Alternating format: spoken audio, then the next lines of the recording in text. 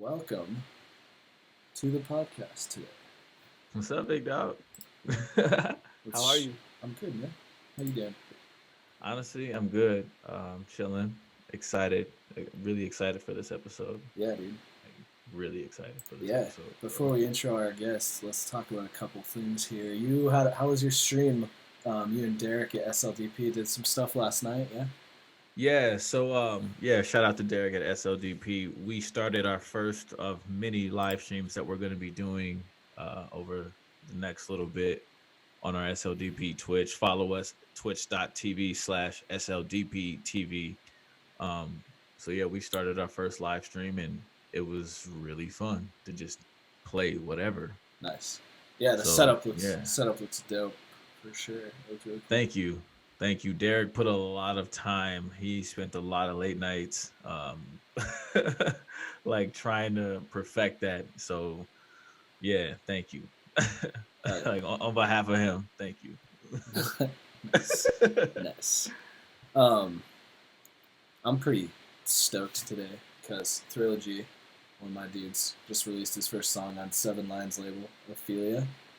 Okay, word. Big shit. That's the biggest thing he's done so far, so that's pretty awesome for him in his future, and bro, you should check it out. That's cool. That's dope. Especially him being from Salt Lake. Like that warms my heart, bro. There's something in the water here, bro. There's a lot of good shit coming out of Salt Lake for real. They're gonna put some respect on our names. Yeah. Yeah. That's true. So Jerry Sloan passed away today. Yeah. Utah lost an icon. Yeah. Legend. Yeah. Legend. He should have more than he should have a couple of rings if it wasn't for Jordan. I need to watch that documentary still. Have you seen that? Bro, you need. I keep hearing it's amazing. I gotta check it out. For sure. Listen, take a whole day, just block out 10 hours of your day. Okay, I want you to do this before you go out of town. Just block out 10 hours of your day. Is it fucking 10 hours long?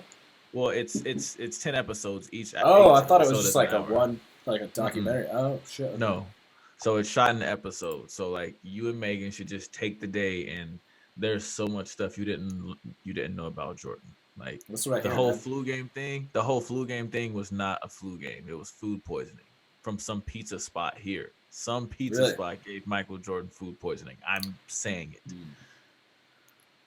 Interesting.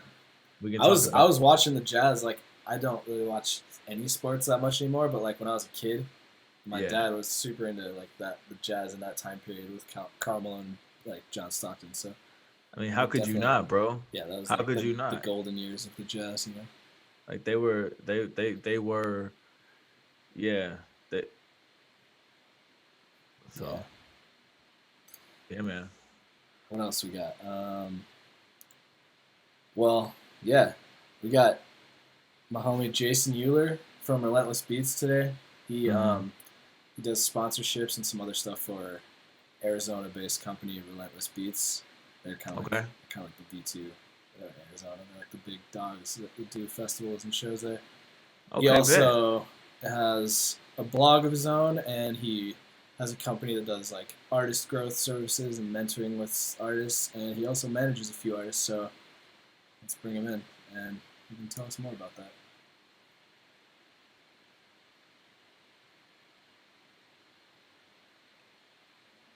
Yeah.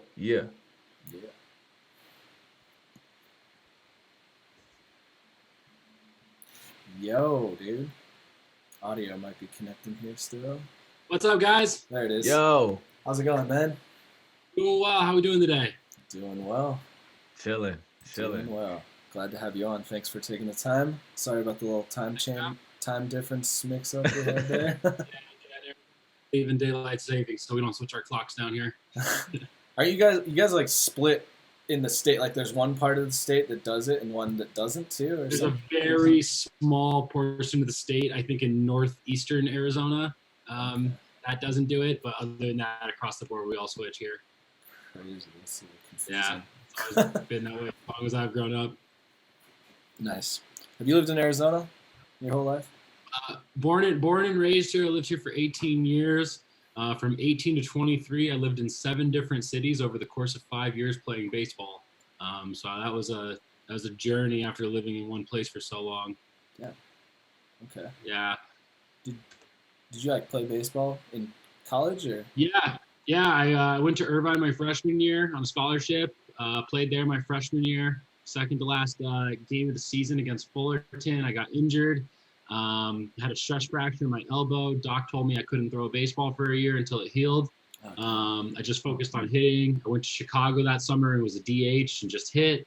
Following year, I was a manager at a junior college in Arizona. I helped the team out while I rehabbed my arm. The following summer, I went back to Chicago, started pitching again, kept hitting. Went back to the junior college. We ended up winning the junior college World Series that year. I get a scholarship offer to Eastern Illinois. So I accept that. I go play ball in New York for the summer. Then I go to Charleston, Illinois to play at Eastern Illinois.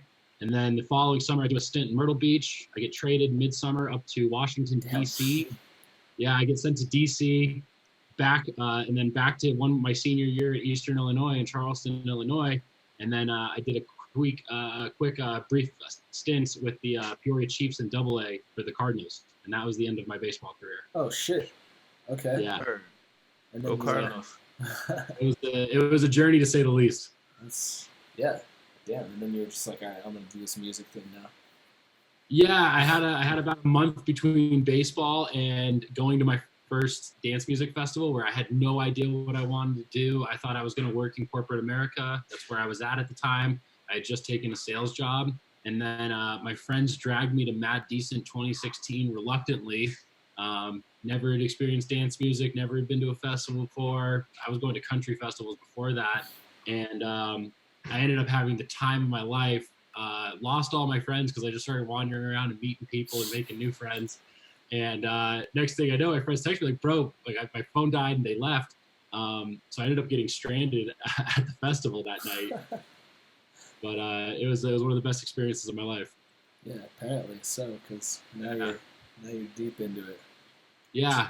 Well, that first festival actually is the reason I got into it. I lost my friends. I woke up the next day with an $85 Uber charge. I was fresh out of pro ball in college, broke as a joke. So that kind of hurt. The next festival came party bus to avoid my problem. Put $500 into a 60-passenger party bus. I budgeted all my friends thinking I'd get 30 people to come. We had 75 people come on and made $2,000 and went to the festival. And I wasn't trying to make money off my friends, and I didn't want to Venmo everyone back. So I'm like, hey, can we just donate this to Phoenix Children's Hospital? Here's the contact. Here's the receipt. Let me know if you have any questions. Everyone was cool with it, so I just donated it. That night, we got off the party bus, and someone goes, well, what about Decadence? And then the light bulb went off, and I made a company email address at 3 a.m. with no money in my bank account. And that's how I started my first entertainment company. Yeah. You just saw how it could work out. And I just saw a whole. Relentless was doing such a great job putting together amazing events, but I realized that I had a problem getting out because the festival grounds are outside the city. It's a good little trek to get out there. And Uber surge prices are expensive. And, I was 23 and broke at the time. Yeah. So I saw a problem and I just solved it. And then I invited some friends along and I found out a lot of them had the similar problems. And it was cool. Every party bus we ran after that, we would continue to donate a portion of proceeds to a different nonprofit. So we started being known as like the party bus crew. That eventually evolved into me filling tables at nightclubs. I would like fight to get my logo on the flyers, the promoter. They'd give me 2 tables, comp me some bottles. I'd bring 100 people. And then my DJs on my team would get the opening slots to DJ. And I did that, not making like any money, just purely just working and hustling for free and having fun with my friends for probably like a good year or so. So I was doing just that in party buses, finally saved up enough money. And I'm like, screw it, I'll hire a headliner and rent out a venue and see what happens. And we booked 2 owls in December 2017 nice. On my 25th birthday, and we sold out Shady Park on a Thursday. Nice. And that was when things started really getting serious and picking up momentum from there. Okay. 2 owls. Shout out Andrew. Yeah. Andrew, I still work with Andrew on a number of projects right now, and he does a lot of. He's the music man. He's the guy to know if you need to get your music pushed. For sure. So then, how did that parlay into your relationship with Relentless Beats? Well, yeah, actually, I was throwing shows on the same night that they were, and I was this little tiny guy in the market going up against this big, like, giant of a company. So I had to pick and choose my lanes, and I would just, if they threw a house show that night, I'd get a bass act and throw a bass show. They did a bass show, I'd throw a house show. I was willing to do party buses and transportations. I was doing all the local, like, midweek events. Like, we used to have Zuma Tuesday here, which is like, if you're in the dance music scene in Arizona, you go to Zuma Tuesday, they play dance music there, and everyone comes out midweek. And I would go do takeovers on that night, get my whole team there, get my DJs to play. I was just doing the things that they couldn't do because they were just too big. Eventually, I took a huge risk. I took a pink slip out on my car. I zeroed out my savings, and I took a credit card, and I threw a block party on Mill Avenue next to Arizona State. I risked every single penny I owned, and then plus some. And that event actually got canceled 2 days before it was supposed to happen. I partnered with a venue out there, and they got an extension on their block to put the stage up. My job was to book the talent, promote the show, and build the stage. They were supposed to get the EMTs, the fencing, the railing, all the permits. The GM goes MIA 2 days before the event, had done none of it. So I had to go down to the city of Tempe and basically beg them to give me a chance. By the luck of God, they gave me a chance. So I had 48 hours to put everything together. So in 48 hours, I got the security, the railing, the fencing, all the permits, fire marshal, all that stuff. Show went off without a hitch. We did a little over 3,000 attendees at that one. It was awesome. And then that really put us on the map. Eventually, one day Relentless kind of called me into their office, and, I'd been talent buying kind of against them. Like, they had a lot of relationships to where I couldn't even get some artists to come play for me no matter what I offered them. Music industry relationships. Yeah, exactly. And what I started to do is I started to reach out to promoters in other states that were about my size as far as a company. And I got these guys together and said, hey, why don't we all book the same artist? Let's route them for some dates. We'll get a lower fee. Agents will be more likely to book with us because all the companies in our market, we can't compete because they're going to offer festival bookings. Again, so I just found my lanes. And then, February of 2019, they acquired me, offered me a full-time position. So I'd been working at a corporate day job that entire time while running my business on the side. So in February, I got to quit my corporate day job. I liquidated my company, and I went over and joined the team at Relentless. Nice. Word. And so what do you do there now?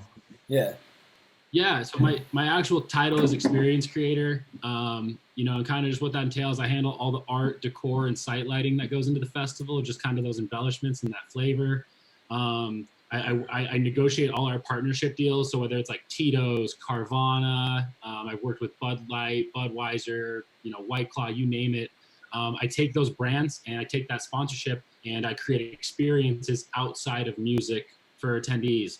I've done things like silent discos, relaxation rooms with masseuses, upgrading our VIP areas. I have ideas where I want to add giant ball pits and just get really creative and fun with it. And it's a fun job because I'm kind of like a big kid, and I get to kind of decide what goes into the playground for all my friends. For all the fellow adult children. Nice. Exactly. So I try to get as creative just to give people experiences where they can really connect with their friends and the group they're coming with. Just because I fell in love with dance music purely on the fact that I can't always remember who I saw at some of the events or whatever, but I can tell you who I was there with and the friendships I had through it. So that's what I'm happy I get to create for other people now. That's awesome. So like sponsor activations, pretty much. Exactly. And then we just do some activations just on our own as well. Just with ideas how we can just enhance the festival. I have a lot of fun with the site lighting. I think it's really cool being able to kind of cover something 360 and really light it up and just bring that cohesiveness of an event together. So it's been really fun working on that stuff too. Nice. Yeah. And then I work on the talent management side as well. I currently manage 3 acts and help out with a little bit of our other acts there as well. So always a good thing. Yeah, and that's name your artists. Yeah, I'm currently working with Ekanova. It's about a 2-year-old project. Some notables. He's played EDC, Bonnaroo. Got some label releases on Dim Mak with Steve Aoki, Confession, Insomniacs in rotation. Other artists I'm working with is Jersey Club pioneer Rel. He's been in the game for 8-9 years now probably, and just kind of hustled his way out of Jersey. Had a big remix of Cashmere Cat. That opened up the door to LA. He sent it and kind of never looked back from that. He's played Tomorrowland, played both weekends at Coachella last year, EDC, and has just had a huge presence in Asia. Asia's really adopted the Jersey Club sound and culture of kind of what they're pushing. So it's been really cool to see his music take off in a market like that. Nice. And then just for someone like me, I'm learning so much about just visas, international routing, and really understanding how to stream in a different country. It's a cool experience. Nice, yeah, that's useful stuff for sure. Oh yeah. How did you get into management? We started Octave Entertainment, and right away, you guys are working on throwing events, you're having pre-games for your party buses. So every DJ in town was like, yo, I want to come play, just looking for play. And I just started meeting DJs, and I finally met one who was a producer, and I really liked some of the stuff he was putting out, and he had it going for a while, and it didn't end up really working out. Just our styles didn't really work. In particular, he's still putting out some great music, and I'm always pulling for him. I met Ekanova when he was 19 years old, and he was in a duo called Suspect Zero at the time. And I met them through an app called Radiate because I was trying to sell party bus spots. And this kid had been producing since he was like 15, and he sent me over his SoundCloud. He had a good following. He was producing like big room progressive house, and like that was kind of on the way out at the time. Right. But the track quality was just so good. And I sat down with this kid and the duo, and had a talk with them, took them both on. About a year into that duo split, and then Steven, who's Ekanova, came to me one day and says, hey, I have this idea for a solo project. I have a new sound I want to put out, and I want to go this direction. He shared me the music, showed me the plan, and I go, when do we start? And within 1 year, we took him from playing on an alleyway and a mixer to playing at EDC. So that was just amazing to watch his growth in 1 year. Cool. We had a big support from Porter Robinson at Freaky Deaky, and I think it was fall of 2018. He played his Language remix in front of like 40,000 people. Nice. And really, a lot of things just kind of started spiraling and snowballing from there. Yeah, and for anyone here in Salt Lake listening, he just came and was it Don Bresky he came and played with? Yeah. Came and opened up for Don Bresky. This guy just like thank you guys again for that as always. Yeah, a few months ago. Good show. Yeah, fun. Yeah, and then the last act I'm working with is Bella Renee. She's an emerging vocalist, kind of undiscovered. I just randomly found her here in Arizona. We got some really, really cool features with some huge EDM acts that I'm really excited about. That some of their tracks are already streaming in the hundreds of thousands of millions. And, she's launching her first single on June 5th here called Call Me Back. So we're really looking forward to that as well. And she's quite the talent.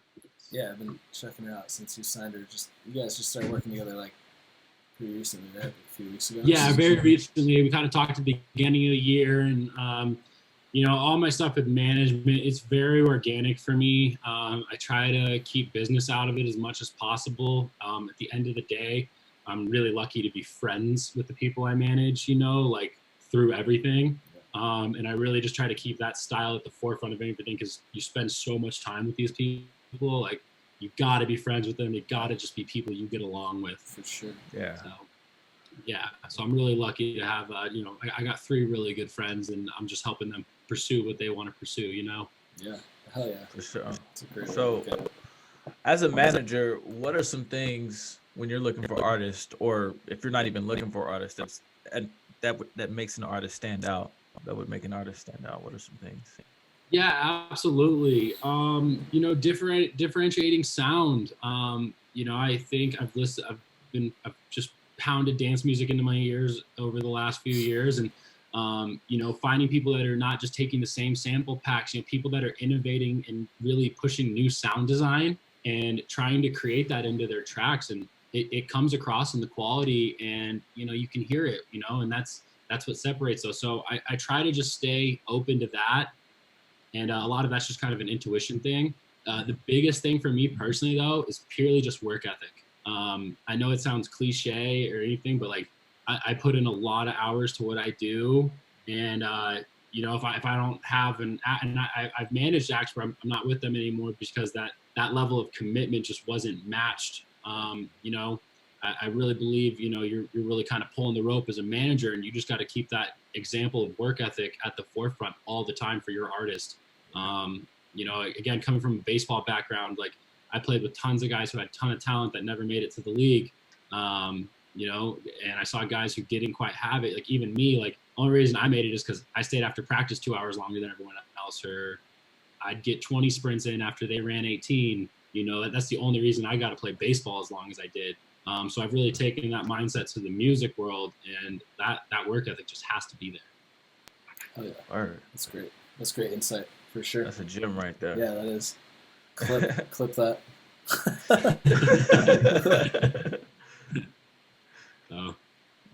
So yeah, you said Relentless Beats. I didn't realize you've been with them for just a little over a year, right? Yeah, I just hit my 1 year mark in February, so about a year and a half now. Yeah, and nice. Yeah, dude, really only a year because this is kind of once quarantine, we're just kind of we're stalled right now with the rest of the music world. Do you guys have one of those drive-in shows this weekend or coming up pretty soon? Right? Next weekend we got Carnage in Arizona for the Road Rave.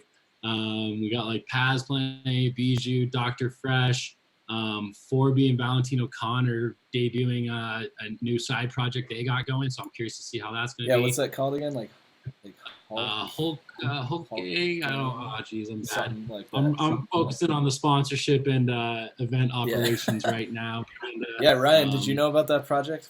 4B and Valentino called Hulk Gang. Check it out. Yeah. I did not. Those are two of my favorite producers, though. Yeah. So I mean, I've seen Ghost Rider with Joyride and Gasly, nice. And just seeing a couple more of these pop up. It's a Party Favor and Nitty Gritty with you side piece. So yeah. More of these it's interesting watching the artists go do that, but it's allowing them to expand to other genres and stay on the trends. Instead of being stuck in the genre that their brand is bound to. So. It makes sense because, like I see a Nitty Gritty and Party Favor, go to a house side project, and house music is on a rise right now. Oh, for sure. I would agree. So your job with like what you do with Relentless Beats at festivals usually, is there much for you to do at this next show next weekend? Because it's pretty like. Yeah, I'm doing some brand placement and things of that sort. We're getting some free product and all that. Additionally, we are doing a portion of proceeds to nonprofit. We're still in the works of that. It's looking like it'll be Feeding America in their COVID-19 relief fund. So nice. We're excited about that. But yeah, I'm still working on getting some brands. We have an online menu on your phone you can order items from, and a runner will drop them off out in front of your car in your socially distanced space. And you can go out and get food, get your items. So I'm plugging some brands in through that right now. As we, we're gonna looks like we're gonna continue to keep doing these. So I just got to innovate. So I'm getting my thinking hat on and really trying to innovate some ideas on how to plug brands in. Yeah, man, I'm really looking forward to see how these turn out because it's a pretty crazy concept. It's like the first of a brand new thing that's never been done. It's wild, yeah. Really just getting with the team and breaking down the mechanics of it, keeping everyone's safety at top of mind, and just making sure we're in accordance with CDC guidelines, state guidelines. There's no room for error, really. So we're working hard together to make it happen. Yeah. Yeah. Well, best of luck with that. Yeah. Thank you. I'm excited to see how that turns out for sure. Other than like, how's the whole? I saw you tweet today. Phoenix or Arizona is just not acting like coronavirus is a thing anymore. So what I keep saying in Arizona is coronavirus is over in Arizona, but it's not gone. But as far as it's concerned, just like, I mean, I'm just watching people on Twitter. You know, I follow a lot of people around here. I'm very involved in the entertainment world, and I'm out as much as I can be when things are normal. But everyone and their mother's out. There's videos coming from the club last night. Like, it looks like a typical Thursday, like it would have been there pre-corona. Really? Oh yeah. So you guys' clubs are open and like good to go? Or? There were people on tables last night. I was seeing like 10, 12, maybe 13 people on a table. They're supposedly at 50% capacity. Relentless, we're holding off still. Personally, it's not us. We don't feel morally right at this point in time until we collect some more data and we feel comfortable working with state and health officials. So we're cool doing the drive-in thing. We think it's a good medium for us right now. You know, maybe club shows come back this fall, but, you know, we're conscious of, hey, there might be another wave in the fall. So we're following the data as much as we can. And, you know, it's tough today. The news out there is just all over the place. So but we're approaching the mindset we'd rather be safe than sorry. Of course. You aren't planning any festivals this year, right?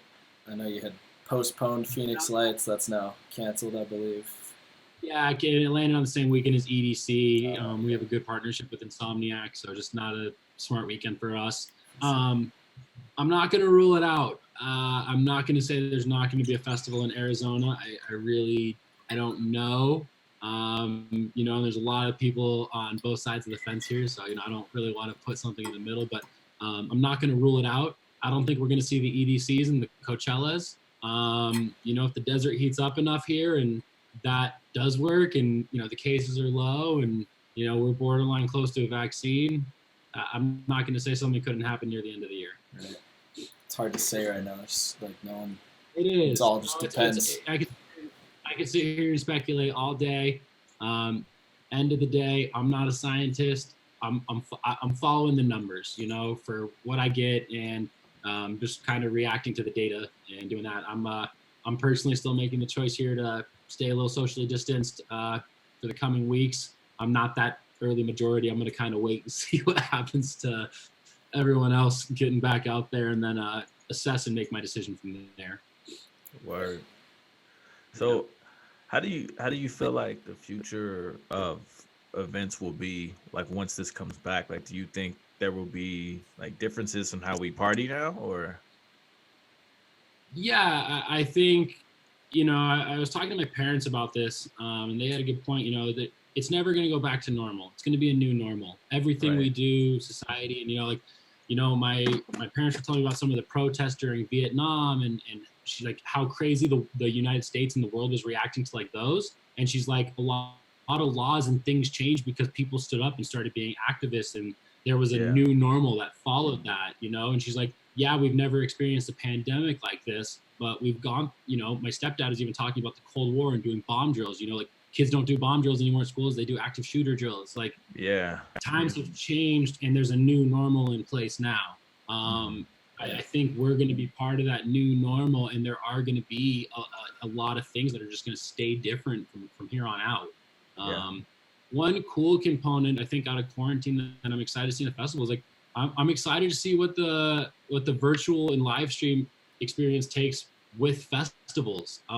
There's a lot of technology out there, and when you're producing a real festival, there's a lot of technology where you can start to give people live VR look-ins from the comfort of their home in a different state. And I just think where technology is going, you know, things are going to change. I think it's going to be a really interesting take to see what happens with the streaming and virtual experiences integrated with the live experiences over the next 10 years.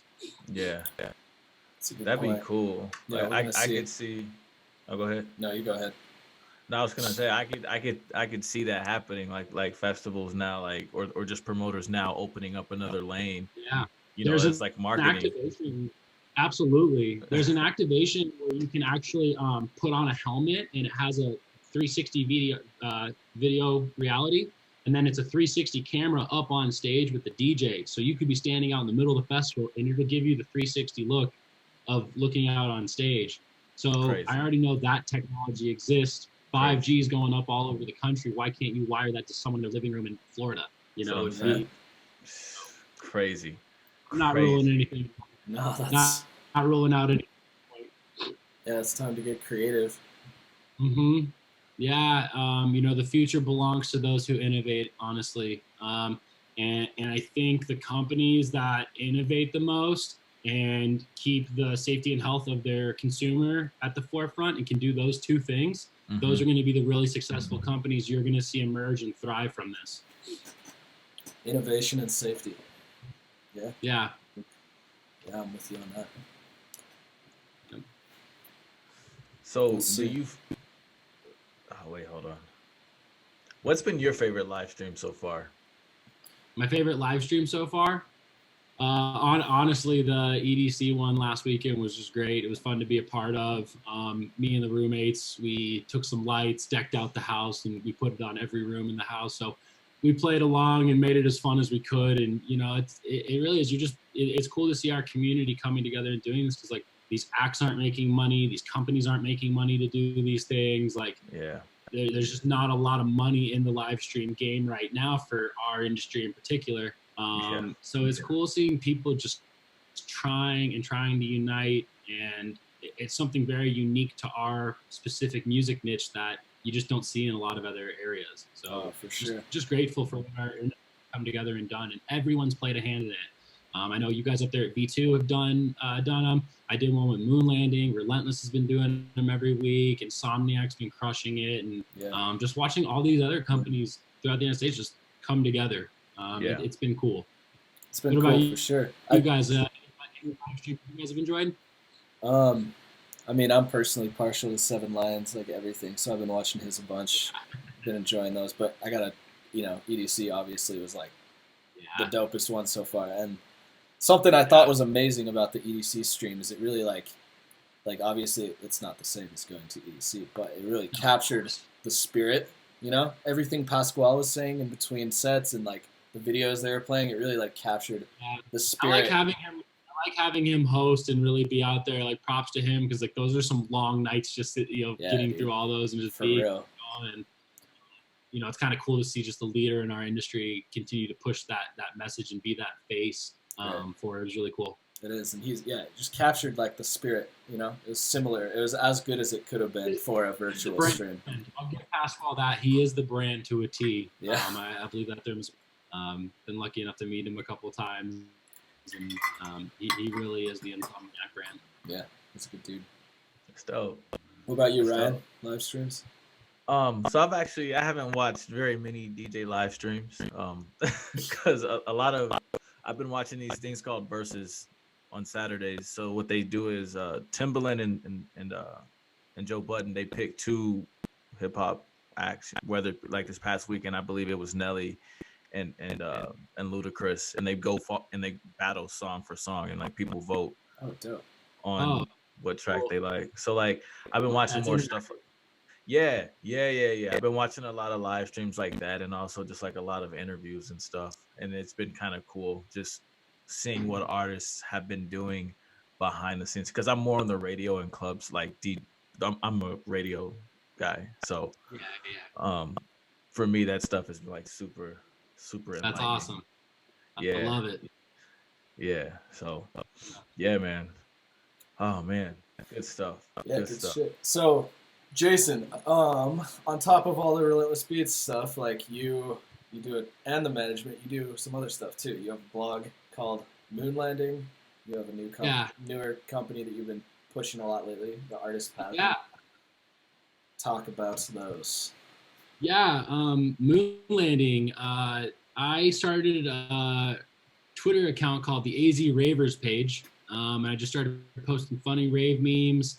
Eventually at Phoenix Lights 2017, we had this guy take a little too much something, and he decided to go streaking through the festival. He's referred to as I shit you not, the naked Asian. Like, he's known as the naked Asian guy in Arizona. That video got thrown up on there, went viral. Page blew up.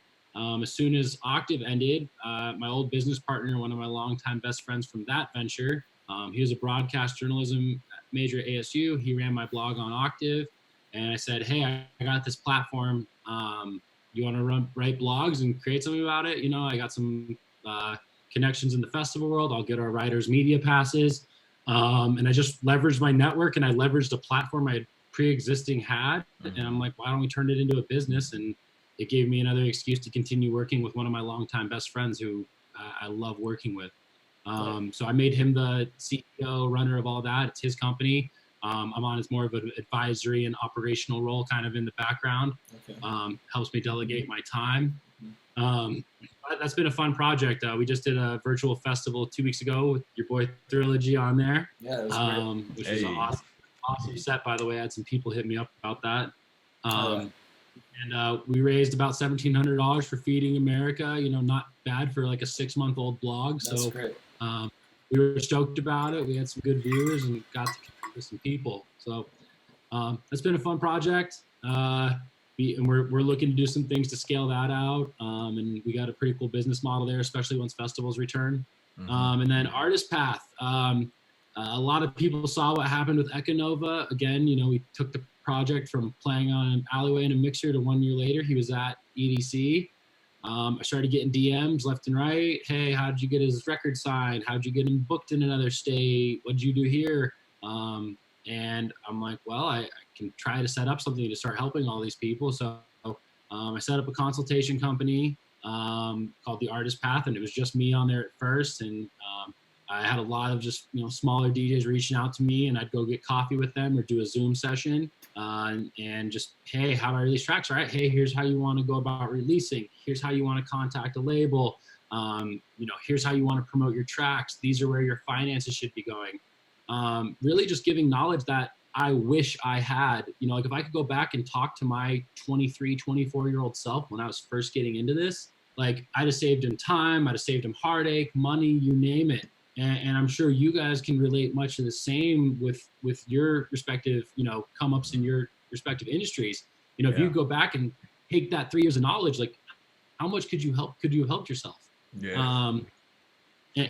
And for me, mentorship has just always been such a great thing. The only reason I work in the music industry, I have 3 mentors, and to this day, I'll always sing their praises. Without them, I wouldn't have figured it out. Those are the guys that help give me tips on how to talent buy. You know, where am I making offers? You know, how to promote events? Where am I spending my money on my ad campaigns? Just stuff you can't learn anywhere else except from the people who have done it. And so I get one of my mentors, actually, I get him to come on the platform, Brandon Owen, and he does a session. It goes well. He has a great time. He gives me a call and goes, this is great. Everyone in the music industry is at home sitting on their thumbs with no means of income because it's all shut down right now. He's like, we can help our friends create an additional way to make some extra cash during a really tough time. So we hit the phones. We tapped into our network. It's been barely over a month. We got 40 mentors now. We got names like Cap Slap, Dak Daniels, Tidy, Arius, Econova's on there, Rel's on there, Almost, Bose. You know, we got some really good agents and professionals on the back end, record label and business affair law. So, you know, if you really need to go talk to an expert and get some questions answered on your project, we have a variety of options for anyone to access that now. And in our industry, there's really no other place to access. Like, you can't just go talk to the Cap Slap whenever you want. And we were able to bridge that gap, help a student, and help, importantly, the people in our industry who are struggling right now. Word. So it's been a good project. In the first month, we're stoked with the response we've seen, the sessions we've had, the feedback we're getting, the reviews we're getting, the success stories. You know, and it's really special for some of these kids that get to sit down with a really respected artist who's been there, done it, and just get to guide them a bit. It's really cool to see. Yeah, it's a really dope idea, honestly, because there's so much stuff that you acquire from working in the industry, like people like us, you know, that these new artists just, like, it's so obvious to us and apparent to us when you've been working in it, but to new artists, they just have no idea about some of these things. And to their respect, there's nowhere to really go to get the information, you know. I learned a lot of trial and error, and again, I had mentorship, and through those two things, I was able to craft my own niche and really learn things I now know in the music world. So a lot of it goes toward mentorship. And, you look at just history for civilizations. Like, if you wanted to be a blacksmith back in the day, how'd you learn to be a blacksmith? You went and sat and learned from the dude who did it. I think if you want to be an artist, you want to be a manager, you want to be an agent, like, go talk to the people that learned how to do it, because it's a hard industry to break into, and you need all the help you can get. It's true. Big facts. Yeah, I was curious about that artist path things. I think that's really cool. I work for a DJ school up here, Salt Lake, DJ and production, and we're working on a DJ course that does something similar, because like you said, like, I'm only 29, but if I would have the 9 years I've been doing this, if I would have known half of the shit like 5 years ago, you'd have been doing what you're doing now at 25. You'd have expedited it in 4 years, and that's why I preach mentorship so much. It's not necessarily what you learn; it's the time that it's going to save you. There's you're trying to get from A to Z, and you can go all different directions, and it's about finding the most efficient route to get to your end destination, because we never get more time back. It's the only thing we don't get more of in life. Facts. So the fact you can go spend $50, $100 and get an hour and just pick someone's brain, for me, it's just like, if I had this, I'd be broke. I'd have spent all my money on this when I was starting. Right. Like, for real. And I also think you guarantee the health of the music scene, because now you're filling the scene with knowledgeable people. So, like, people aren't getting undercut or good people. A lot of our mentors, we vet everyone really clearly, and they're from strong industry relationships, and I vouch for the character of all the people on the site. And it's cool just seeing, and even in my sessions, I have times where it goes out of music and we just talk self-development, we talk mindset, we talk direction, getting to level with these people and maybe give them one piece of knowledge where they, every student you have, you see the light bulb moment where you say something and they just go, oh, and then you immediately see it click. And I've been lucky enough, I've been doing this since July. I do follow-up sessions. I have students I've been working with consistently that, I do once a month, every couple of weeks. And it's just so cool watching their progress and watching how excited and how much more passionate they get about what they're doing, the closer they inch toward their goals. That's cool, man. That's awesome. That's so dope. Like, I'm definitely probably gonna take a class. There's some cool people on there, and we're working hard to add more mentors. Trying to get Ian over here on the site and share his knowledge. Do it, Ian. I'm gonna do it for sure. Yeah, dude, you guys have been adding lots of good names in. We're on there. We're hammering the phones and hammering emails. I'm definitely in a few conversations like, hey, remember I met you backstage at X, Y, and Z like 2 years ago? How you doing? We got this really cool idea right now. But it's been really great recruiting for it, because I've had the chance during quarantine just to reach out and connect. I'm talking to so many people in the music industry right now, and just getting to hear their feedback. What are you doing? How are you innovating during this time? So we're actually putting together a panel, and we're going to live stream a panel with some of the mentors. And the topic of conversation is going to be innovation during quarantine. Nice. So I'm really excited. Brandon Owen's going to host that. But I'm just really excited to see those brains come together and just have them share the knowledge and the things they're pivoting and adjusting on right now. Nice. So it'll be really cool. I can't wait to check that out for sure. That'll be good. Right, it's going to be dope. It's going to be way dope. Wow. Tons of good stuff, man. Like, lots of good stuff. Yeah, thank you for joining us, man. No, thank you guys so much for having me and giving me another opportunity to share my story. I'm very fortunate every chance I get to share it. If there's one person out there that wants to work in the music world and one thing that was said here today can potentially help them, like, it's all worth it. Hell yeah. For sure, man. Where can we find you on social media? It's just at Jason Euler Management, MGMT. Or you can just head over to my website. It's jasoneuler.ventures. Everything's linked through there, and you can pretty much read my life story. Oh yeah, we'll post up some links here in the comments too.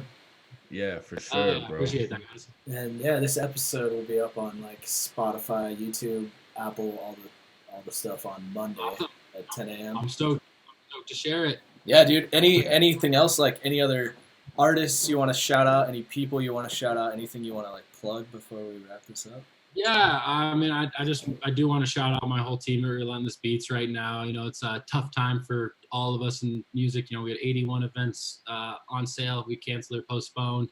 Tough time, and you know, we're feeling it like everyone else in the music world right now.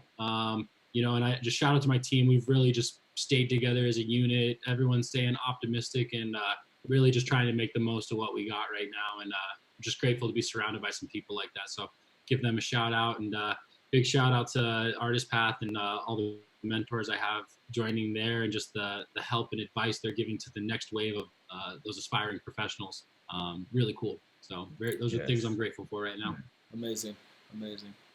Yeah.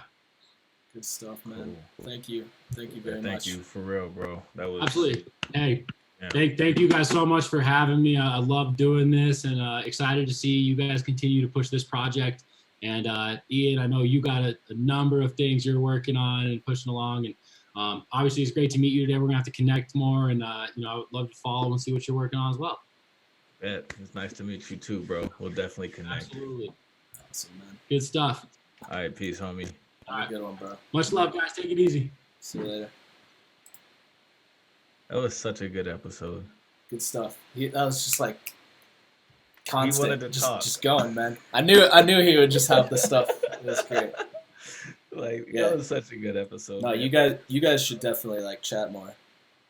Yeah, I want to pick his brain, but I was looking at that. I'm definitely gonna take one of those classes. Yeah, who would you want to take from, like Henry Fong or something? Probably either Henry Fong or Cap Slap or both. I think that's a great idea. Like I had an idea similar to that I was gonna tell Derek he should do, like set up to where we have like open format DJs teach classes, but he's like already doing it. Like it's such a smart idea right now, and it. Like he's putting money in these guys' pockets and building a relationship. Yeah, it's great, and he's building this dope brand out of it. That's like like it has the potential to blow up and get like become the really big thing, you know. Yeah, like I got such big love for him, even though we just met. Like that's really well, no, because anytime you can like get to a position of like where he is, you know what I'm saying, and then give back to people.